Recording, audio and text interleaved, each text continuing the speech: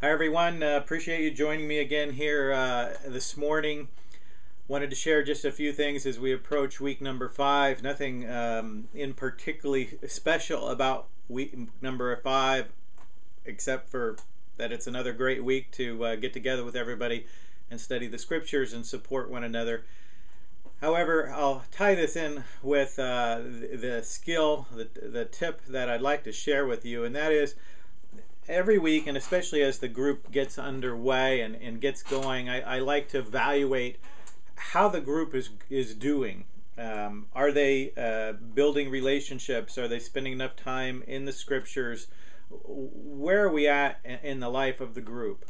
And one of the things that happened last week is people were beginning to get more comfortable with one another, more comfortable sharing. So the talkers were more comfortable talking.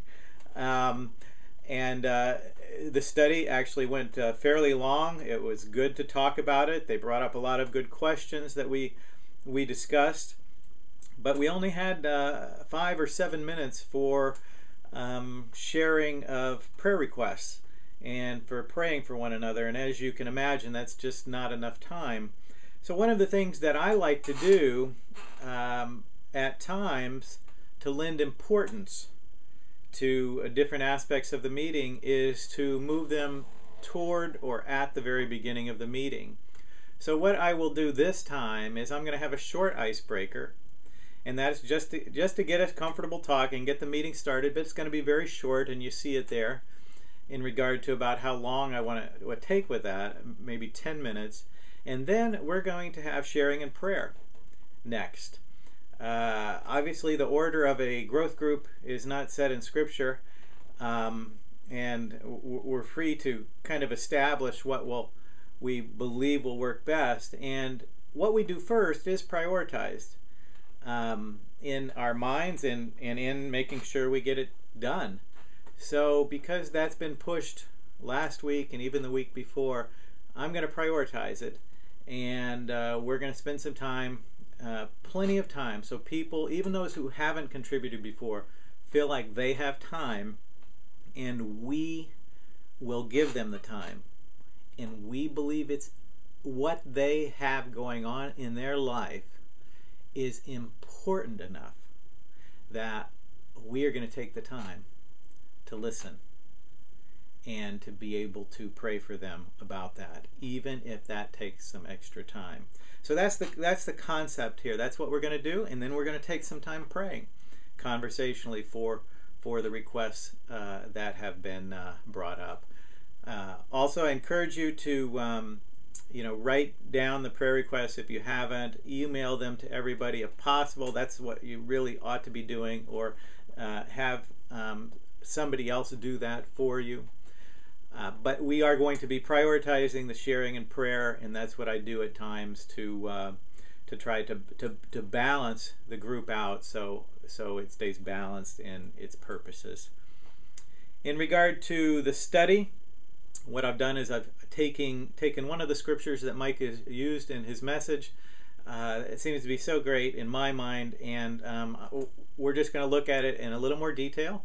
And then we're going to apply it in the areas that Mike has talked about in the study time together. And for your spiritual encouragement, I'm just going to take a look at that scripture instead of 2 Corinthians. Hebrews 12, 1 through 3. I'll make just a couple comments. I'm not going to go through and ask or answer all the questions. Therefore, since we are surrounded by such a great cloud of witnesses, we do have people who run the race that are cheering for us and wanting us to win. Let us throw off everything that hinders and the sin that so easily entangles. There are things in our Christian life that weigh us down, that will prevent us from doing well, that could even cause us to stop running the race if we let them. And we have to make choices to continuously throw them aside and steer our path so that we're not entangled by them. Let us run with perseverance the race marked out for us. It it is a race. It will require effort. It does require effort. It's a marathon. It's not a sprint. It will require perseverance. There is a sense in which we win or we don't win. We run well or we don't run well.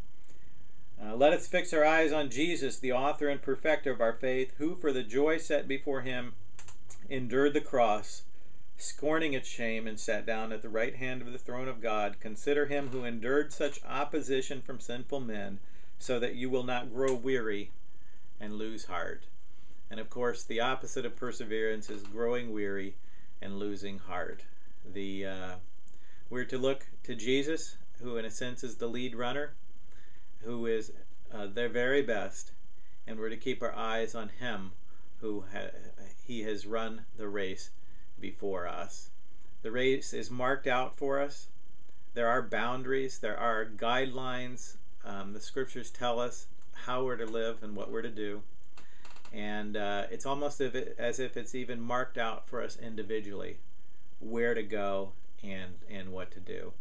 So we keep our eyes on Jesus. We're cognizant of the cloud of witnesses watching, and we run the race, choosing to follow Christ, throwing off sin and other hindrances, so that we can run in a way to win, not only for the crown that we would receive when we reach heaven, but also because of the impact we have on those around us. It is a race. Everything we do matters, and it matters to those closest to us and to those watching us.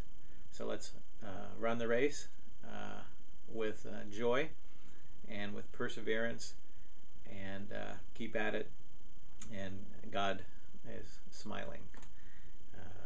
May have a great week 5, and I'll pray to that end.